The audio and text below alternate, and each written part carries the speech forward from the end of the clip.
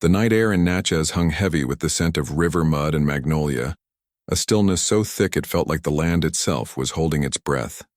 Eveline Carter stood beneath the shadow of the Prescott mansion, the lantern light spilling through its tall windows in uneven patches. Inside, laughter drifted from the parlor, false, brittle, terrified laughter that only families like the Prescotts could perfect. They were celebrating the upcoming wedding, a union meant to restore their fading prestige. But Eveline knew what no guest, no friend, no neighbor dared imagine. Beneath their polished surfaces lay a rot older than the bricks of the house. She moved silently along the hallway, her steps measured, her posture obedient, though her mind ran far from servitude. That afternoon, she had witnessed something that unsettled every memory she'd spent years burying. Earlier, while carrying linens to the study, Eveline had heard voices, Harold Prescott's deep, commanding growl and Nathaniel Boyd's strained baritone. She froze at the doorway. Harold spoke of debts, of land titles lost during Reconstruction, of a marriage that would secure appearances. Nathaniel, impatient, demanded assurances. "I won't bind myself to a family already half-ruined, Harold. I need the papers before the ceremony." Papers, agreements, lies wrapped in promises. It wasn't the words themselves that chilled Eveline.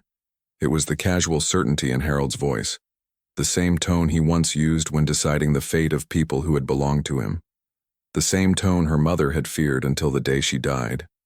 Eveline had stepped back before they noticed her, but something inside her shifted, like a rusted lock finally giving way. Now, as she approached Annabelle Prescott's room with the bride's gown draped over her arm, she felt an unusual clarity. Revenge wasn't merely a desire, it was an obligation. Annabelle's bedroom was bathed in warm lamplight, its cream-colored wallpaper patterned with delicate vines.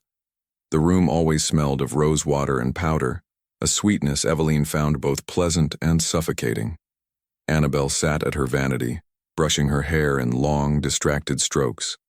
Her reflection in the mirror looked fragile, almost ghostly, as though she were already fading into the role society had carved for her. "You're quiet tonight," Annabelle murmured without looking up. Eveline offered a soft, practiced smile. "Just thinking of all that needs doing, miss." Annabelle sighed. "Nathaniel is late again. Father says it's business, but nothing feels steady anymore." Nothing ever was, Eveline thought. She laid the gown across the bed, white silk embroidered with gold thread, a dress meant to declare purity and legacy. While Annabelle reached for a ribbon, Eveline noticed something beneath the lace pillow, the corner of a small wooden box she had never seen before. The lid was slightly open. Curiosity tugged at her.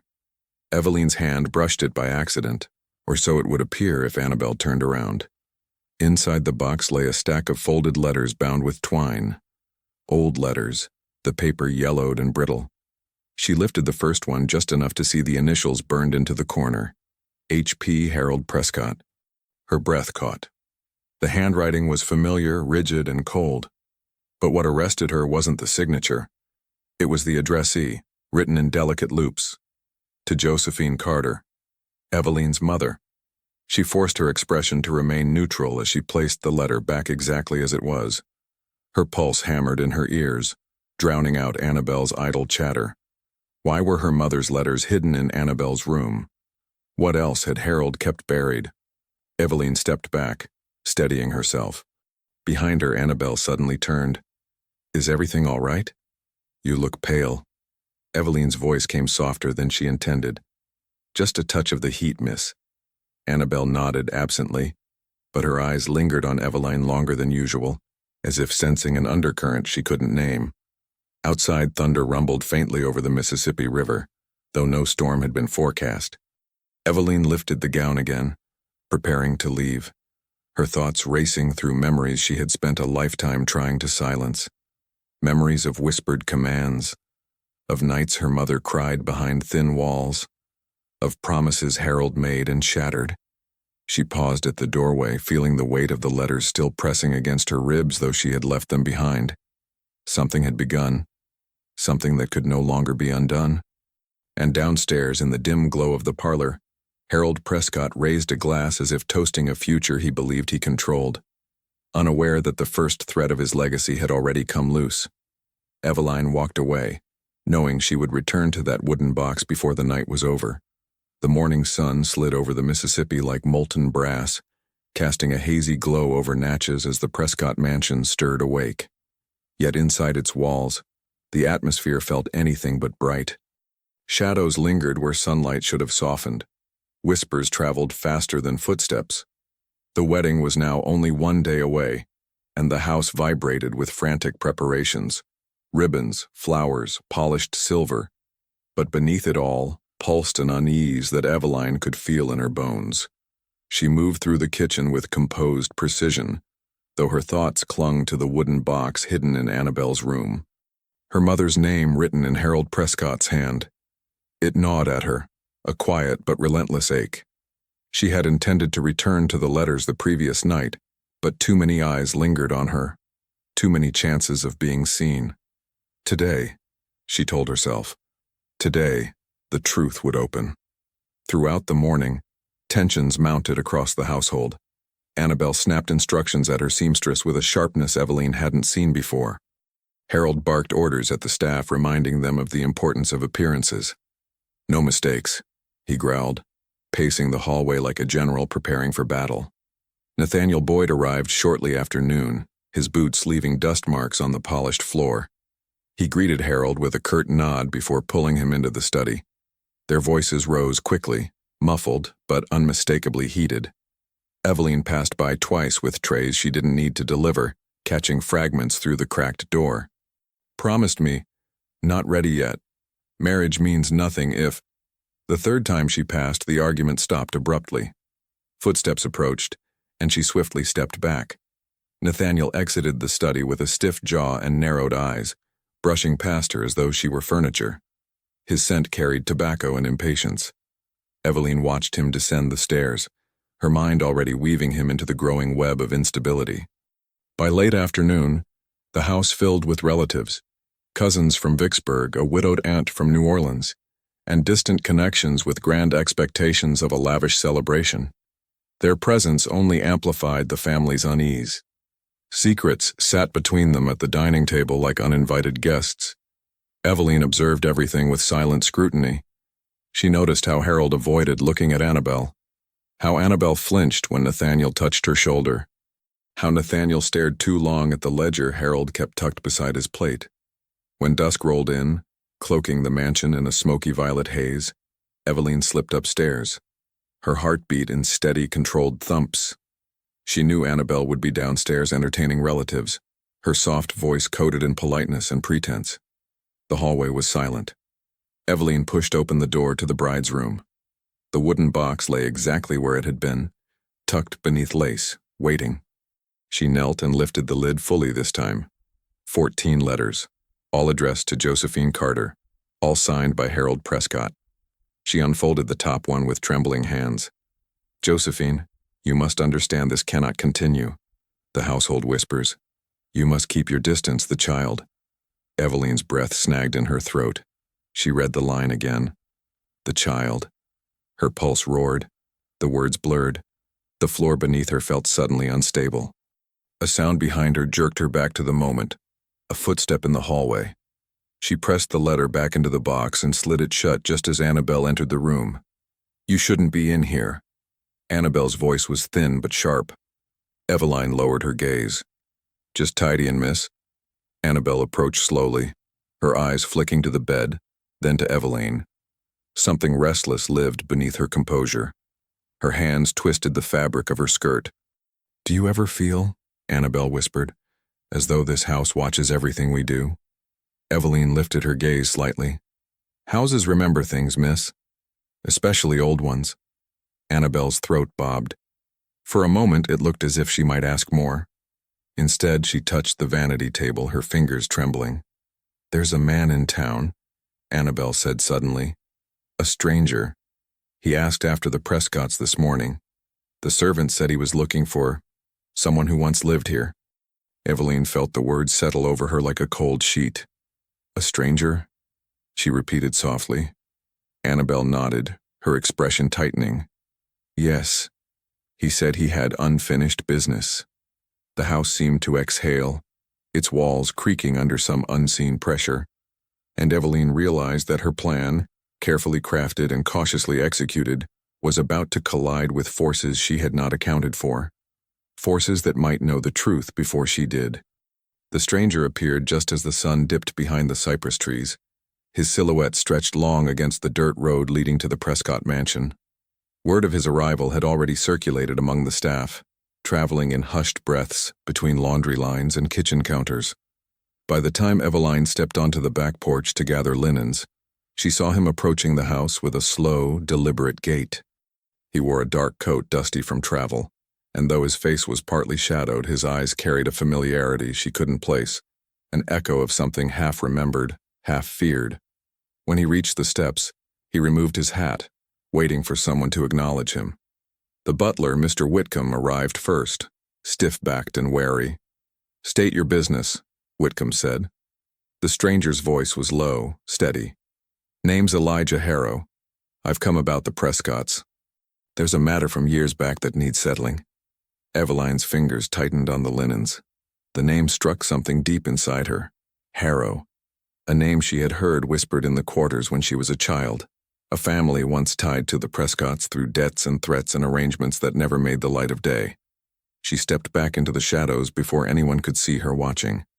Inside, the house's fragile order began to dissolve further. Harold Prescott greeted Elijah with a strained politeness that fooled no one. Annabelle trembled upon hearing the name, though she would not say why. Nathaniel appeared irritated, as if the stranger's presence were merely another complication standing in the way of his carefully arranged future. By evening, Elijah Harrow had been offered a seat in the parlor and a glass of whiskey, though Harold refused to let him wander farther than the front rooms. Eveline lingered near the doorway, pretending to polish silver while catching fragments of their conversation. "I thought your family left Natchez after the war," Harold said, voice sharp around the edges. "We did," Elijah replied calmly. "But some debts aren't ended by distance. Some wrongs don't fade just because folks choose not to speak of them." Harold's jaw tightened. "If you have a complaint, take it to the magistrate. I won't have old grievances resurfacing on the eve of my daughter's wedding." Elijah leaned forward. "It ain't the wedding I'm here about. It's the past, and the people tied to it." Eveline's pulse thudded. Her mother's letters. The word child. The stranger with a name echoing something buried. Threads that had once seemed separate were now weaving into the same tightening net. Later, when the guests wandered off to their rooms and the household descended into murmurs, Eveline slipped upstairs again. She needed answers. Answers only the letters could give. The hallway lamp flickered as she approached Annabelle's door. Inside, the room was empty. The wooden box, however, was not where she had left it. Her stomach dropped. She searched the pillows, the drawers, beneath the bed. Nothing. The box had vanished. Then she heard footsteps. Annabelle rushed into the room, pale and breathless. "I know what you were looking for," Annabelle whispered, locking the door behind her. Eveline stilled. Annabelle's hands trembled as she clutched a folded letter against her chest. "I found this. I don't understand any of it." Eveline spoke slowly. "May I see it, miss?" Annabelle hesitated, then handed it over, almost gratefully, as if the letter itself frightened her. Eveline unfolded the brittle paper. It opened to a line she had not read before. "Josephine, you must keep quiet. If the truth comes out, everything I've built will collapse. The girl must never know what binds us. The girl, not the child. The girl." Her throat tightened. She felt Annabelle watching her, searching her face for clues she could not yet name. "What does it mean?" Annabelle whispered. Before Eveline could answer, a knock rattled the door. Annabelle flinched. Eveline hid the letter behind her apron. "Who is it?" Annabelle called. A voice spoke through the wood, steady, unfamiliar, yet edged with purpose. "Elijah Harrow. There's something I believe the two of you ought to hear." Annabelle's hand flew to her mouth. Eveline felt the floor shift again beneath her feet, as though the house itself tilted toward a truth it had long buried. And for the first time, she wondered whether her own plan for revenge was about to unravel under the weight of a revelation she had never imagined. Annabelle's fingers hovered above the doorknob. trembling as though Elijah Harrow's voice carried a physical force pressing against her. Eveline stood motionless beside her, the folded letter burning like a coal beneath her apron. For a long moment, neither woman spoke. The house around them felt unnaturally silent. No footsteps in the hallway, no clatter from the kitchen, no murmured conversations from distant rooms. It was as if the Prescott mansion had withdrawn into itself, bracing for what was about to surface. Annabelle finally swallowed and cracked the door open. Elijah stood in the corridor, his hat in one hand, his expression grave but not hostile. His eyes flicked to Eveline, softening for a fraction of a second before returning to Annabelle. "I don't mean harm," he said quietly. "But there are truths buried in this house that won't stay buried much longer. Not with what's comin'." Annabelle stepped aside reluctantly. Elijah entered the room, closing the door behind him. The lamplight threw long shadows across the wallpapered vines, making them look like they were clawing their way down the walls. "What do you want from us?" Annabelle demanded, though her voice quivered. Elijah set his hat down and faced them both with a steady, measured calm. "What I want," he said, "is justice, and answers, and maybe, just maybe, a bit of peace." Eveline felt the words resonate through her chest. Elijah turned to her fully, then studying her face. "Your mother," he said softly, "was Josephine Carter, wasn't she?" Her breath faltered. She nodded. Annabelle's eyes widened, realization dawning in pieces she couldn't yet name. "My family," Elijah continued, "worked these grounds same as yours did. My father, Ezekiel Harrow, he knew Josephine, respected her, said she carried a sadness she kept locked behind her smile. He told me the Prescotts had ties to her, ties they pretended didn't exist when the war ended and freedom came." Annabelle looked from Elijah to Eveline, horror creeping across her face. What kind of ties?" Elijah hesitated. For the first time, a crack formed in his composure. "My father believed Josephine was wronged, deeply, and whatever Harold Prescott wrote to her in those letters, he meant to keep her silent." Eveline felt a dull ringing fill her ears. Annabelle's hand flew to her mouth again. "She died believing she had no voice," Elijah said. "But I came back to give her one." Silence pressed in around them. Eveline forced her hand into her apron pocket, gripping the letter she had hidden. "You said you wanted answers," she managed. "So do I." Elijah nodded. "Then we'll find them together." Annabelle suddenly stepped back, shaking her head. "No, this cannot be happening. My father would never—" She stopped short, her eyes flickering with doubt. She recalled something, perhaps the tone Harold used when speaking of Josephine, or the way he avoided certain questions. She shivered. Elijah glanced at her gently. "Miss Prescott, hiding the truth doesn't make it disappear." Annabelle's voice fractured. "You don't understand. If this gets out, it will ruin us." Eveline met her gaze. "Maybe what's ruined deserves to fall." Annabelle staggered as if struck. Eveline almost regretted the sharpness of her tone. Almost. Annabelle was not her enemy, but she was a Prescott, shaped by the comfort of ignorance. Lightning flickered beyond the window, though the sky outside was clear. The mansion's wood creaked, an old, restless groan. Then footsteps echoed through the hallway, fast, purposeful, heavy. Harold Prescott's voice boomed. "Annabelle? Are you in there?" Annabelle's face drained of color. Elijah stepped back toward the window. Eveline's heart slammed against her ribs. Harold pounded on the door. "Annabelle, open it, now." Annabelle froze. Another voice joined him, Nathaniel's, sharp with suspicion. "What's going on in there?" Eveline glanced at the window. It opened onto a narrow ledge above the side porch. Not ideal, but possible.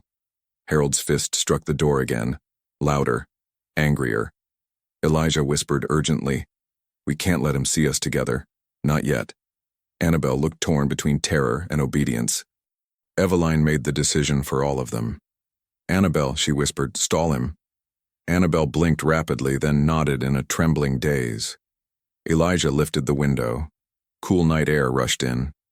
Eveline climbed onto the ledge first, steadying herself against the wall. Elijah followed, pulling the window shut behind them just as the door handle turned. Inside, Harold's furious voice filled the room, muffled but unmistakable. Outside, Eveline balanced on the narrow ledge, the letter pressed to her chest, the truth pressing even harder. And somewhere deep within the house, something shifted, quiet, deliberate, like another secret preparing to come out of the dark. Night cloaked the Prescott mansion in a heavy, breathless darkness. The air tasted of river fog and secrets long overdue. Eveline crouched beside Elijah on the narrow porch roof, both of them pressed flat against the cold shingles as Harold's voice thundered inside Annabelle's room. The wood beneath their feet vibrated with each furious step he took. "He knows something's wrong," Elijah whispered. Eveline nodded, her pulse steady despite the danger. Fear had shaped much of her life, but tonight, it no longer ruled her. Tonight, truth moved through her bones with a clarity sharper than the Mississippi wind. Below them, laughter drifted from distant guests still lingering in the parlor, unaware of the unraveling happening just above their heads. The wedding decorations fluttered silently in the courtyard. White ribbons, polished lanterns, a trellis wrapped in dying roses, all symbols of a future constructed on lies. Eveline climbed down first, gripping a brittle drainpipe until her feet hit the porch railing. Elijah followed with practiced ease. They landed quietly in the shadows, hidden from the window's glow. "We need someplace safe to talk," Elijah said. Eveline led him toward the old servants' quarters at the back of the property, a place long abandoned after the war, where peeling paint curled like decaying petals and the scent of damp earth clung to every beam. It was a place the Prescotts never entered, perhaps because the walls remembered too much. Inside, moonlight sliced through broken slats in the roof. Dust swirled in pale beams like ghosts shifting in the air. Eveline removed the folded letter she had hidden, Harold's confession to Josephine, the truth he never meant anyone to read. Elijah received it with reverence. "My father always said Josephine carried something no one let her speak of. She was afraid," Eveline whispered. "Of Harold. Of what he could do. Of what he already had done." Elijah unfolded the fragile paper carefully. Eveline watched his eyes scan the words, then freeze. "What is it?" she asked. He looked up slowly. "This letter. It ain't just a confession. It's a record." He pointed to a line written in Harold's stiff script. He names the girl. "Eveline. He meant you." The world narrowed to a ringing silence. She felt her breath stagger, her hands tremble despite her resolve. "No," she said, though the denial lacked strength. "My mother never. She would have told me." "Maybe she meant to," Elijah murmured. "Or maybe she thought silence kept you safe." Memories flooded her, moments she had dismissed for years. Harold's lingering gaze when she was a child, his rare bursts of unwanted kindness, the way he ensured she stayed in the house rather than the fields. A cold, hollow understanding settled deep within her. Harold Prescott was her father, not by love, not by choice, by violation, by power. Elijah set the letter down. "This is what he was hiding, what your mother bore alone, and what he would do anything to keep buried." Eveline steadied herself. "Then it ends tonight." A floorboard creaked outside. Elijah's hand moved instinctively to the knife at his belt. Annabelle stepped into the moonlight. Her eyes were red, her breath unsteady. "I followed you," she whispered. "I had to know." Eveline braced herself for fear, for hatred, for recoiling. But Annabelle simply stared at her, the same way she had looked at Eveline 100 times before, though now her gaze held something new. Recognition. "I read the rest of the letters," Annabelle said. "All of them." Her voice cracked. "You and I, we were raised on opposite sides of the same lie." Elijah stepped forward. "Annabelle, your father, I know what he did," she cut in softly. "And I know what this house truly is." She held out another paper, one Eveline hadn't seen. A ledger entry, a name, a payment, a cover-up. Harold had paid the magistrate 21 years earlier to erase any record of Josephine's complaint. Annabelle's voice trembled. "He destroyed her life to preserve our family's name." and he expected me to walk into a marriage built on the same corruption. Outside, heavy footsteps approached, the crunch of boots on dry soil. Nathaniel's voice called out, sharp and wary. "Annabelle, are you out here?" Annabelle turned toward the sound, her face torn between panic and liberation. Eveline folded the ledger page, the truth now complete in her hands. Inside the old quarters, the air thickened, 3 lives converging at the edge of a revelation powerful enough to shatter the Prescott legacy forever. And just beyond the threshold, another shadow moved closer, slow and deliberate, as if someone had followed the truth to its final door. If you stayed with this story until the end, don't forget to comment what shocked you the most. Subscribe to the channel, leave your like, and share the video. It helps us immensely and makes it possible for more dark stories from America's past to reach you.